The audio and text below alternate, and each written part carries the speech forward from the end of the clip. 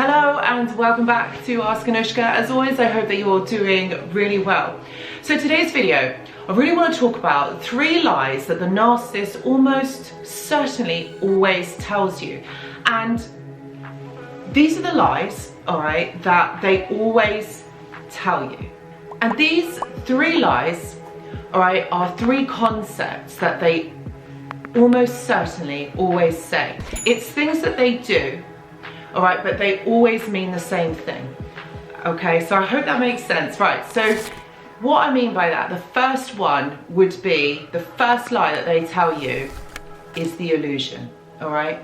The illusion meaning that they pretend to be somebody else. Now, of course, at the beginning of this relationship, you're not going to know that, right? You're not going to be able to figure that out because you don't know them, and they're presenting to you to be somebody that you would want them to be. So they're mirroring to you, okay? So the lie is the illusion. They're pretending to be somebody else.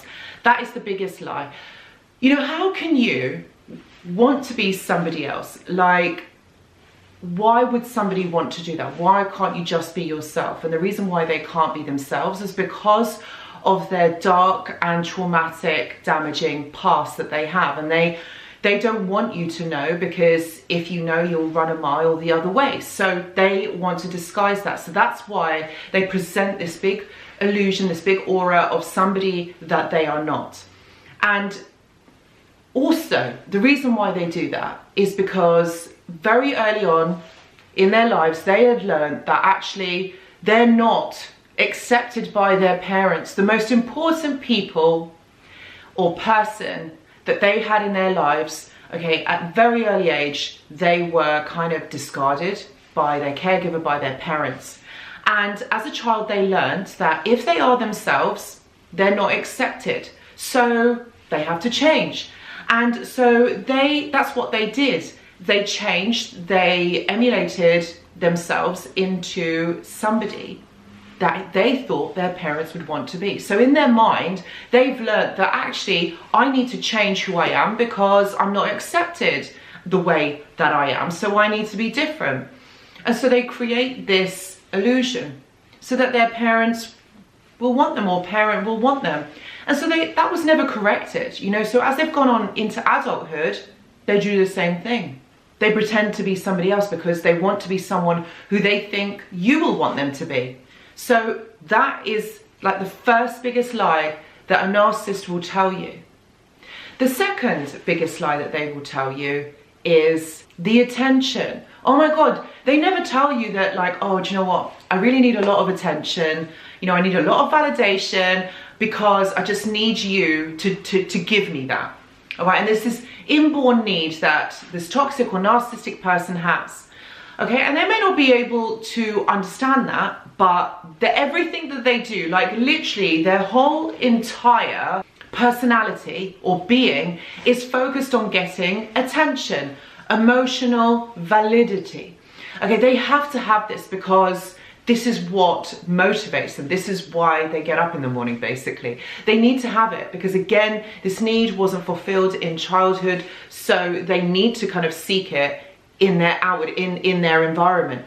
And they need this because they need to feel validated. This is what people call the supply. They need to have that because this is what helps them to kind of regulate themselves. And also, they need to feel like they are important. It gives them the confidence, it gives them self-esteem. They need that in order to be able to survive in their environment.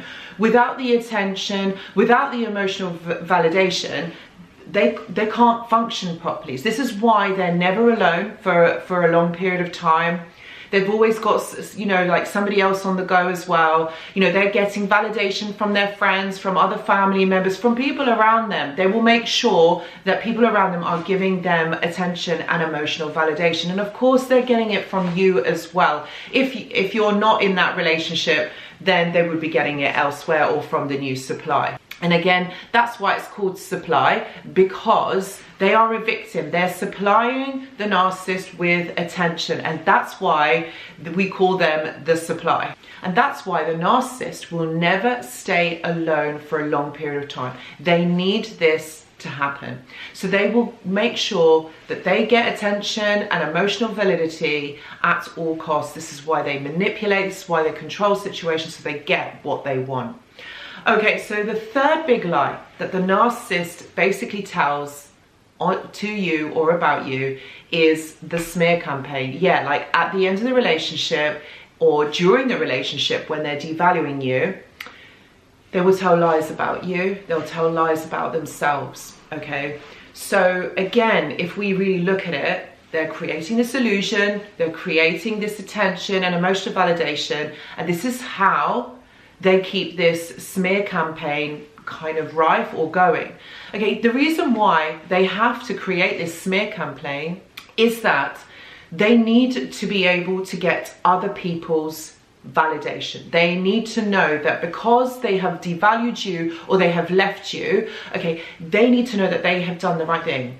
In their minds, they have created this scenario or this lie about you, and they are foretelling it to everybody out there. So they need to check with themselves, okay? They need to check with other people that actually what they are thinking is that exactly what has happened. So in the smear campaign, they make other people believe their lie. They make other people believe that actually there's something wrong with you. It couldn't possibly be them, because if it is them, that means that people will get to see their real selves. And remember, narcissists are very clever at not showing people their real selves. This is why they have the illusion. This is why they've created this smear campaign.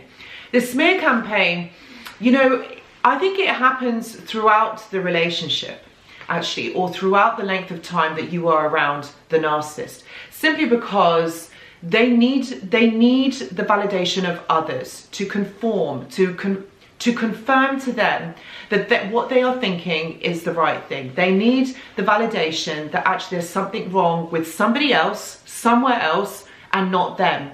And you see, they need to devalue, they need to put somebody else down to make themselves feel better.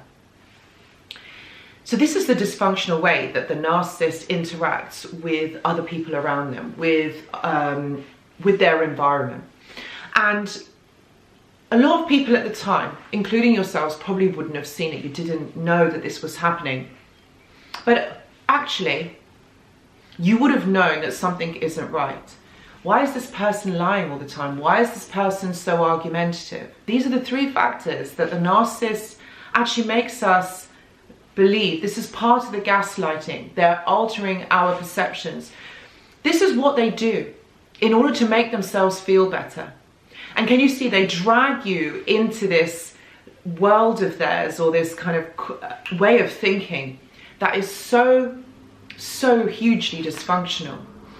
And this is why you question your reality, because you end up thinking like, hold on a minute, is this actually true? Like, what's going on here? Like, I've never thought this about myself. But you see, the narcissist will make you believe this. They will make you believe the lie. It's not because you're so gullible. It's because you never think that the person that you really care about would ever do that to you. Maybe you don't even feel like these kind of people ever existed until you had this experience. So you see, this is why it's really important to know these things, to know that actually that what these people are doing is that they are lying. They're bending reality and people's perception so that they believe this dysfunctional way of thinking. I would encourage you, if you know anyone that's going through this, to share this video, share this information, because I feel like so many of us, if we had known this from the start, we probably wouldn't have been in this relationship, or we probably would have got away from these family members a lot earlier, or friends or work colleagues, whoever it is that's narcissistic in your life.